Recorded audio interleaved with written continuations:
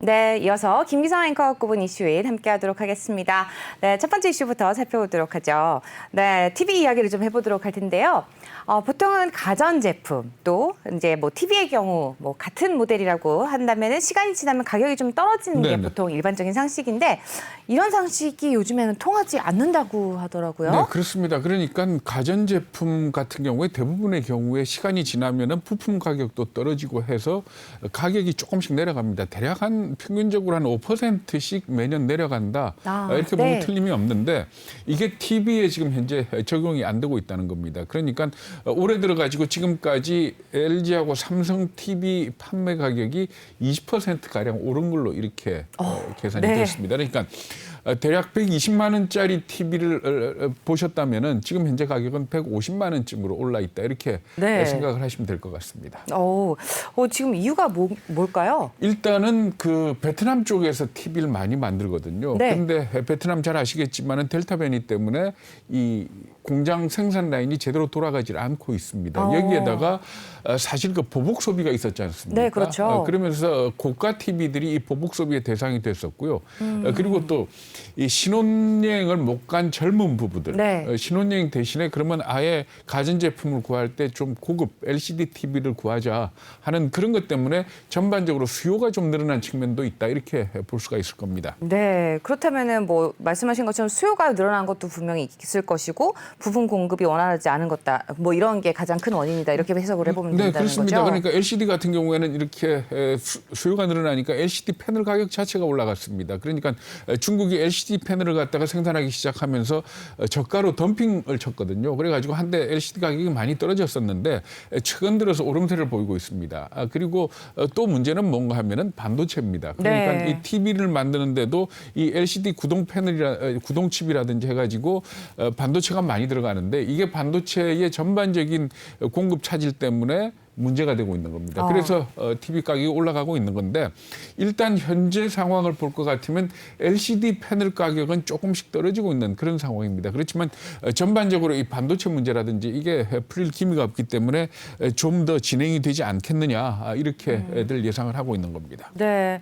근데 뭐 반도체 수급 문제 뭐 앞서서도 이제 말씀을 좀 드렸지만은 뭐 3분기 이후에는 좀 수급 문제가 풀릴 거라고 예상을 했는데 아닌가 봐요. 네, 그렇습니다. 앞에 그 글로벌 브리핑 때도 말씀을 하셨었죠. 그러니까 사실 그 자동차 쪽을 놓고 본다면은 반도체 수급난이 3분기에는 좀 풀릴 거다. 그래서 3분기를 정점으로 해가지고 좀 완화되지 않겠느냐 이렇게 예상을 했었는데 그게 아닌 모양입니다. 그러니까 CNBC가 최근에 보도한 내용을 보면은 GM하고 포드가 북미 지역의 생산량을 대폭 축소하기로 결정을 했다. 이렇게 밝히고 있습니다. GM 같은 경우에 그러니까 북미 지역에 있는 공장들을 갖다가 일주일 내지 3주일 정도 조업을 중단을 하거나 아니면은 생산 라인의 교대를 3교대에서 2교대로 바꾼다든지 해가지고 전반적인 생산량을 줄이고 있는 걸로 이렇게 나타났습니다. 그리고 또 테슬라 같은 경우에도 상하이 공장의 운영을 갖다가 부분 중단한 걸로 알려지고 있거든요. 결국 이게 말하자면 전반적으로 이 부품 공급이 원활하지 않아가지고 자동차 생산에 차질이 빚어지는 걸로 이렇게 봐야 될 것 같습니다. 그래서 결과적으로 이렇게 자동차 출고가 늦어지고 나니까 미국 내 자동차 판매 대수가 갈수록 줄어들고 있습니다. 6월 달에 135만 대 출고됐던 게 7월 달에는 68만 대, 8월 달에는 62만 대로 아주 뚝 떨어졌거든요. 이게 그러니까 경기하고도 상당히 관계가 있는 걸로 이렇게들 보고 있습니다.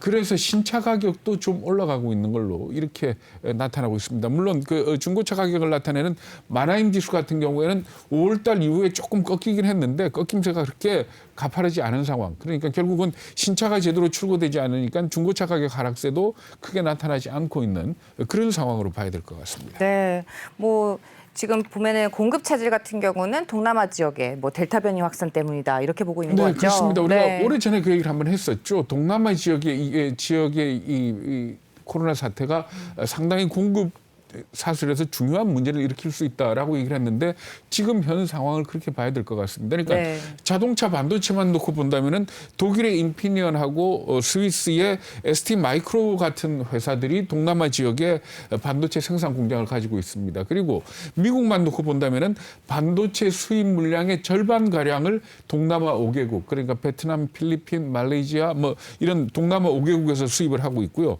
중국 같은 경우에도 동남아 쪽에서 수입하는 있는 반도체 물량이 꽤 많습니다. 그러니까 네. 통신용 반도체의 38% 그리고 데이터 처리 장비의 한 29% 정도를 갖다가 동남아에서 수입을 해오고 있거든요. 그러니까 결과적으로 동남아 지역의 델타 변이 확산이 미국의 완성차라든지 중국의 통신 장비, 데이터 처리 장비에다가 굉장한 영향을 미치고 있다 이렇게 보시면 될 것 같습니다. 그런데 사실 이런 그런 부품뿐만이 아니고 소비재만 보더라도 아디다스 신발의 30% 정도를 동남아에서 생산을 하고 있거든요. 그러니까 이런 쪽에 공급 차질을 빚으면서 가격이 올라가지 않겠느냐 걱정을 하고 있는데 사실 이렇게 남의 나라만 얘기할 게 아니고 우리나라도 네. 마찬가지입니다. 우리나라 같은 경우에도 잘 아시겠지만은 삼성의 스마트폰 삼성 TV 뭐 이런 네. 것들 다 저 동남아에서 만들고 있고요. 베트남 그렇죠. 쪽에서 만들고 네, 있죠. 그리고 그렇습니다. 현대자동차도 이 차량용 반도체를 동남아 쪽에서 수입을 해오고 있습니다. 그래서 이것들이 모두 다 생산 차질을 빚고 있는 걸로 이렇게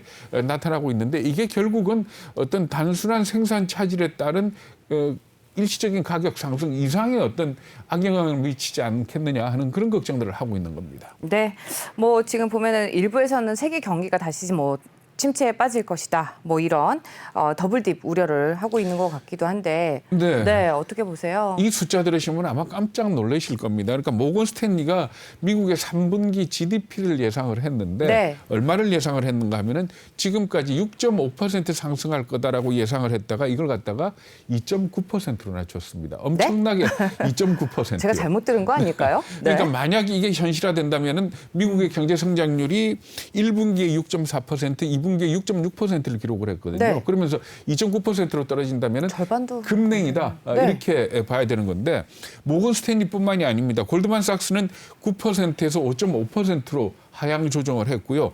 뱅크 오브 아메리카는 7%에서 4.5% 그리고 웰스파고 같은 경우에는 8.8%에서 6.8%로 하향 조정을 했습니다. 그러니까 우리가 2분기에 미국 경제가 피크 아웃한 것 같다. 그러니까 정점을 지난 것 같다라고 얘기를 했지 않습니까? 네, 그러니까 그랬죠. 정점을 지난 정도가 아니고 정점을 지나서 더블딥 그러니까 경기 회복 잠깐의 경기 회복 이후에 다시 한번 경기 침체가 오는 그런 상황이 아니겠느냐 하는 이런 얘기들이 나오고 있습니다. 물론 네.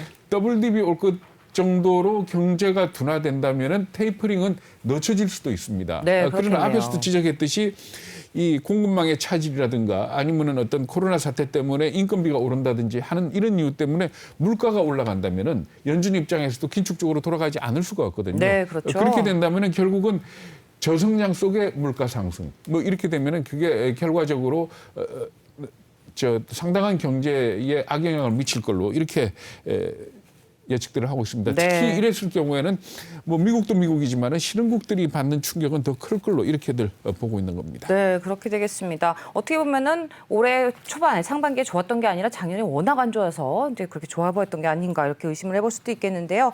뭐 첫 번째 이슈 말씀 잘 들어봤고요. 두 번째 이슈 또 중국과 관련한 이슈 말씀 나눠보도록 하겠습니다. 이번에는 또 중국의 헤지 펀드들이 중국의 규제가 강화된 이후에 중국과 관련된 기업들의 주식을 팔아치우고 있다는 소식이 들려오고 있네요. 네, 그렇습니다. 블룸버그가 보도를 한 내용인데 골드만삭스의 자료를 인용을 했습니다. 그 네. 내용을 볼 것 같으면은 중국에 대한 매출 의존도가 높은 기업에 대해서 주식을 갖다가 처분을 하고 있다. 그 비중이 얼마나 줄어들었는가 하면 26%나 줄인 걸로 이렇게 보도를 하고 있습니다. 그래서 대표적인 사례로 포드하고 네. GM하고 라스베가스 샌즈를 들고 있는데 GM은 잘 아시겠지만 자동차 판매하는 회사 아닙니까? 그런데 네. GM의 중국 매출 비중이 어느 정도인가 하면 저도 이 숫자 보고 깜짝 놀랐습니다. 중국에 대한 매출 의존도가 42%에 달한다 그럽니다. 그러니까 네. 총 판매량이 683만 대인데 이 가운데 290만 대를 중국에 팔고 있다 그러거든요.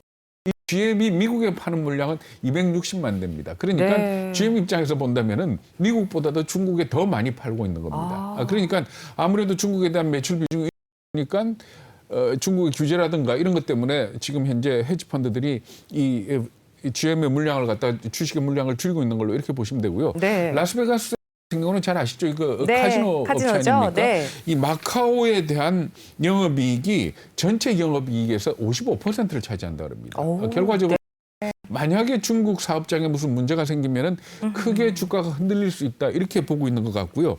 라스베가스 샌즈가 미국 사업에서 영업이익은 16%밖에 안 되는 걸로 이렇게 나타났습니다. 네. 그러니까 미국 기업들 중에서도 매출 의존도나 영업이익의 의존도가 중국의 지나치게 높은 기업들에 대해서 펀드들이 지금 일단 손을 보고 있는 걸로 이렇게 봐야 될 것 같습니다. 네. 아니 카지노의 큰 손들이 중국 사람들이라는 건 알고는 있었지만 굉장히 의존도가 높은데요. 네. 매출 비중 기업도 문제지만 사실은 생산에서 지금 중국 의존도가 높은 기업도 굉장히 리스크가 큰 거 아닌가요? 그렇죠. 그렇습니다. 그러니까 부품이라든지 원자재의 중국 의존도가 높은 기업 이런 것들에 대해서 또 헤지 펀드들이 주식을 갖다 정리를 하고 있는데 대략 한 17% 줄인 걸로 이렇게 나타났습니다. 중국에 대한 부품이나 원자재 의존도가 기업, 대표적으로 딱 떠오르는 기업이 있죠. 애플입니다. 네. 애플은 전체 이 공급을 해주는 회사가 20개가 있는데 그중에 지역을 기준으로 물론 그러니까 폭스가 애플 전화기 만드는 대만 기업 같은 경우에는 대만 기업이지만 중국에서 만들지 않습니까? 네, 그렇죠. 그런 식으로 전체적으로 애플에 납품하는 기업이 20개가 되는데 이 중에서 지역으로 기반으로 따졌을 때 200개가 되는데 그중에서 156곳이 중국에 있다 그럽니다. 네. 그러니까 만약에 중국이 지금처럼 규제를 한다든지 이렇게 된다면은 상당히 큰 어떤 타격을 받지 않겠느냐 이렇게 해석을 하고 있는 겁니다. 그러면서 뭐라 그러는가 하면은 자본주의라는 거는 예측 가능한 게 제일 중요한 거 아닙니까? 그런데 그렇습니다. 지금 네. 중국의 리스크는 뭔가 하면 예측할 수 없는 게 가장 큰 리스크다. 그렇죠. 그래서 이 네. 상황에서 중국에 대한 의존도가 높은 기업은 정리하는 게 논리적으로 맞다. 이렇게 얘기를 하고 있는 겁니다. 네, 말씀 잘 들었습니다. 두 번째 이슈까지 말씀 들어봤고요. 이어서 마지막 이슈도 말씀 나눠보도록 하죠.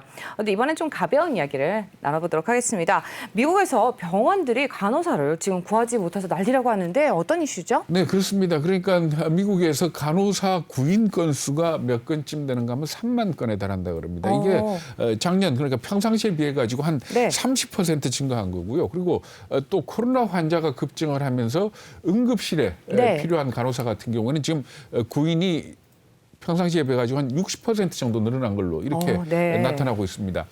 미국의 간호사들은 크게 두 부류로 구분이 되는데요. 하나는 정규직, 하나는 비정규직. 그러니까 단기 계약직입니다. 그 계약을 하는 과정을 볼 것 같으면은 4주, 8주, 뭐 12주 이런 단위로 계약을 하는데 계약에 따라서는 그러니까 단기 계약으로 1년을 가는 경우도 있다 그럽니다. 그러니까 단기 계약으로 이 간호사 근무를 하게 될 때는 정규직보다는 페이가 조금 더 세겠죠. 근데 이렇게 지금 간호사가 부족하다가 보니까 단기 계약직 간호사의 페이가 어느 정도인가 하면 주급 $8,000. 주급 $8,000요? 네. 그러니까 주급 $8,000면은 우리 돈으로 한 900만 원쯤 되는 거죠. 그러니까 주급을 900만 원 주겠다라고 할 정도로 지금 아주 이 간호사를 찾는데 현안이 돼 있다고 합니다. 제가 직업을 조금 다시 고민을 해봐야 될 것 같습니다. 장윤정 캐스터도 함께 고민을 좀 해보고 있는 것 같은데요. 지금 원래 미국 간호사 인력 부족하지 않았나요? 그렇죠. 그러니까 이 단기 계약직 같은 경우에는 보통 때도 한 급여가 2~3배 정도 높은 게 보통입니다. 그렇지만 지금은 지나치게 높아진 상태고요. 미국 같은 경우에 제가 있을 때도 제가 그러니까 2000년대 초반에 있었는데 그 당시만 하더라도 간호사가 굉장히 부족했어요. 왜 그런가 하면은 이 간호사 하는 일을 갖다가 일종의 3D 업종으로 봅니다. 그러니까 좀 말하자면 이 힘들고 육체적으로 힘들고 뭐 하는 이런 것들 때문에 이 기피하는 직업 중에 하나다 이렇게 보시면 되는데 그래서 사실은 아시아계나 라틴계 간호사들이 꽤 많습니다. 근데 그분들 같은 경우에 이 말하자면은 한국 사람들을 굉장히 좋아해요. 왜 그런가 하면은 힘도 써야 되지만은 어떤 처치를 할 때 굉장히 손재주도 필요로 하는 그런 업종이거든요. 그래서 간호사 같은 경우에 한국인들은 굉장히 선호를 하고 그리고 또 이렇게 간호사로 오래 근무하신 분들을 보면은 퇴직 후에도 이렇게 단기 계약으로 일하시는 분들이 꽤 많습니다.